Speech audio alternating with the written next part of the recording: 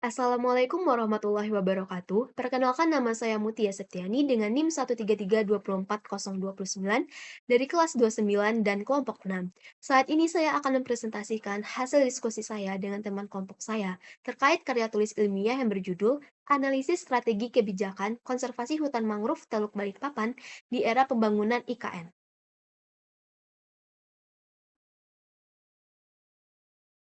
Di sini kami terdiri atas 4 bab, yaitu bab 1, bab 2, bab 3, dan bab 4.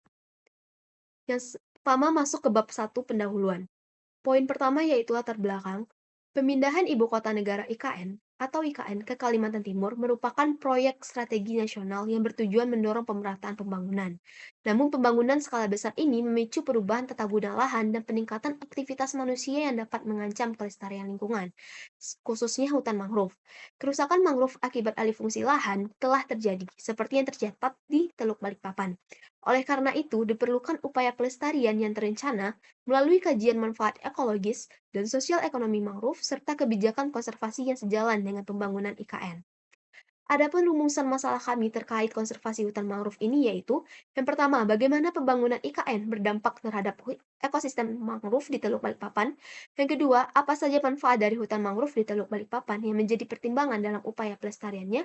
Yang ketiga, bagaimana strategi konservasi mangrove di Teluk Balikpapan dapat disinergikan dengan pembangunan IKN agar pembangunan tetap berkelanjutan. Adapun ruang lingkup kajian kami terhadap topik ini yaitu pengaruh strategi konservasi hutan mangrove di Teluk Balikpapan terhadap pembangunan ibu kota Nusantara atau IKN. Adapun tujuan penelitian kami yang akan menjawab rumusan masalah yaitu, yang pertama, menganalisis dampak pembangunan IKN terhadap ekosistem mangrove di Teluk Balikpapan. Yang kedua, menjelaskan berbagai manfaat dari hutan mangrove di Teluk Balikpapan yang menjadi pertimbangan dalam upaya pelestariannya. Dan yang ketiga, mengidentifikasi dan mengevaluasi strategi konservasi mangrove yang telah diterapkan di Teluk Balikpapan. Selanjutnya yaitu metode dan teknik pengumpulan data. Pada penelitian ini, kami menggunakan metode deskriptif, yaitu metode yang bertujuan menggambarkan secara nyata, aktual, dan realistik suatu peristiwa atau fenomena yang diteliti. Pendekatan yang digunakan adalah penelitian kepustakaan atau library research. Selanjutnya yaitu pengumpulan data.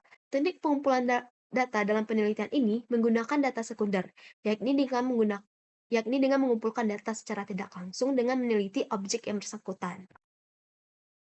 Selanjutnya yaitu sistematika penulisan, di mana pada karya tulis ilmiah ini kami terdiri atas 4 bab, yaitu bab 1 yang memuat latar belakang, rumusan masalah, tujuan, serta teknik pengumpulan data dan metode.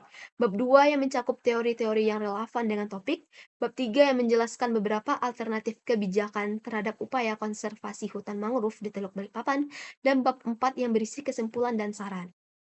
Selanjutnya yaitu bab 2, teori fungsi ekosistem air payau di Teluk Balikpapan, dinamika lingkungan IKN, dan analisis dampak pembangunan IKN terhadap hutan mangrove. Poin pertama adalah definisi ekosistem air payau. Menurut Snoich dan Wexstrom, pada tahun terbitan 2010, ekosistem air payau adalah zona transisi antara ekosistem air tawar dengan ekosistem air laut. Lalu poin kedua adalah definisi mangrove. Dalam konteks spesies, menurut Ilham DKK pada tahun terbitan 2016, definisi mangrove adalah tanaman tropis yang tumbuh pada dataran intertidal wilayah sepanjang garis pantai yang mengalami pasang surut. Sedangkan dalam konteks ekosistem, menurut Sofian DKK pada tahun terbitan 2012, definisi mangrove adalah terdiri atas organisme atau hewan dan tumbuhan yang berinteraksi dengan faktor lingkungannya di dalam suatu habitat mangrove. Poin ketiga adalah definisi konservasi.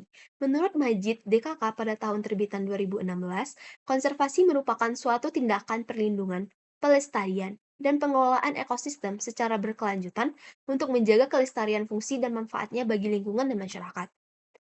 Lalu, poin selanjutnya adalah keanekaragaman hayati di ekosistem air payau Teluk Balikpapan. Saat ini terdapat 12 spesies mangrove, 19 makrobilvavia, dan 300 spesies burung. Poin selanjutnya adalah studi terdahulu mengenai kebijakan konservasi hutan mangrove. Salah satu contoh kebijakan konservasi hutan mangrove di Indonesia dapat dilihat di Kota Serang, Provinsi Banten, yang mengalami deforestasi hutan mangrove meski masih memiliki luasan 3.326,6 hektar. Wetland Internasional Indonesia atau WII merespon dengan mengadakan lokakarya bersama pemangku kepentingan untuk mendorong perlindungan mangrove.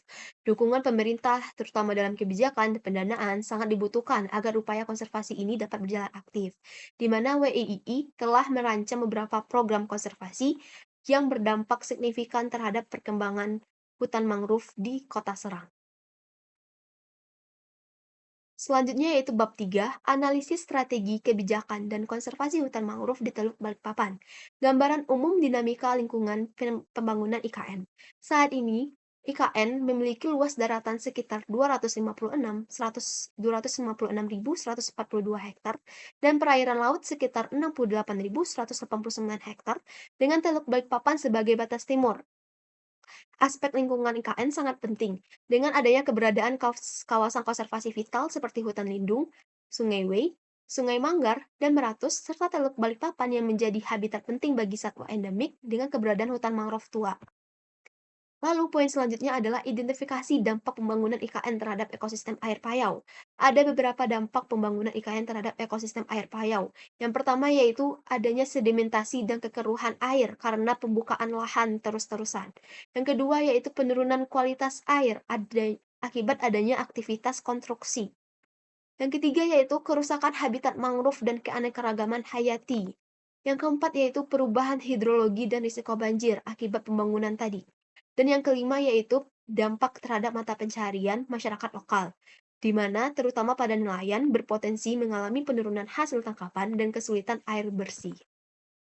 Selanjutnya poin selanjutnya yaitu strategi konservasi air payau. Beberapa strategi konservasi yang dapat diterapkan yaitu pertama pengendalian pencemaran air. Lalu adanya sistem pengolahan limbah atau IPAL bagi masyarakat pesisir. Lalu adanya pengawasan ketat terhadap limbah industri. Lalu adanya keterlibatan masyarakat lokal dengan strategi edukasi agar masyarakat mengetahui bahaya pencemaran air payau terhadap mangrove dan ikan sekitarnya. Poin selanjutnya adalah beberapa kendala dan tantangan strategi konservasi air payau saat ini yaitu yang pertama, kondisi ekologi dan struktural lokasi tersendiri, yaitu adanya sedimentasi dan erosi. Lalu yang kedua adalah pencemaran limbah industri. Yang ketiga yaitu rendahnya partisipasi masyarakat karena kurangnya edukasi. Dan yang keempat yaitu kelemahan pada regulasi dan pengawasan dari pemerintah. Poin selanjutnya yaitu evaluasi kebijakan dan rekomendasi. Meskipun kebijakan konservasi terhadap ekosistem air payau dan hutan mangrove di Teluk Balikpapan telah dirumuskan, namun implementasinya di lapangan masih menghadapi tantangan yang serius. Harapan kami ke depannya adalah kebijakan konservasi di Teluk Balikpapan ini dapat diarahkan pada langkah-langkah yang lebih adaptif, responsif, dan berkelanjutan demi menjaga kelestarian ekosistem air payau dan mangrove di tengah pembangunan IKN ini. Adapun beberapa rekomendasi yang dapat diterapkan yaitu yang pertama, memperkuat regulasi dan penegakan hukum. Yang kedua, prinsip no net loss dalam pembangunan. Yang ketiga, adanya pengendalian pencemaran dan pengolahan limbah. Dan yang keempat, adanya keterlibatan masyarakat melalui edukasi dan monitoring. Selanjutnya yaitu bab 4, di mana berisi kesimpulan dasaran atas analisis yang telah kami lakukan. Kesimpulan ini menjawab dari 3 pertanyaan rumusan masalah sebelumnya, yaitu yang pertama dampak lingkungan, di mana pembangunan IKN ini memberikan dampak yang negatif dan signifikan terhadap ekosistem mangrove di Teluk Balikpapan, yang menyebabkan hilangnya habitat alami bagi beberapa satwa langka. Lalu peran strategis adalah hutan mangrove ini memiliki peran penting secara ekologis, ekonomi, dan sosial, mulai dari pencegah abrasi, penyerap karbon, dan sumber mata pencarian. Lalu strategi konservasi yang dapat diterapkan yaitu adanya zona perlindungan, lalu adanya kolaborasi dengan multi pihak berbasis riset serta menggunakan teknologi yang ramah lingkungan.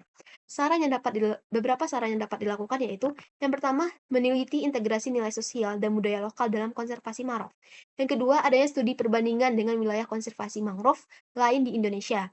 Adanya kajian ekonomi terhadap ekosistem mangrove, lalu adanya evaluasi partisipasi multi pihak. Dan yang terakhir yaitu adanya penelitian longitudinal terhadap dampak ekologis pembangunan IKN ini. Sekian presentasi saya terhadap karya tulis ilmiah, analisis kebijakan hutan mangrove di Teluk Balikpapan ini. Mohon maaf apabila ada kata-kata yang salah. Sekian, terima kasih.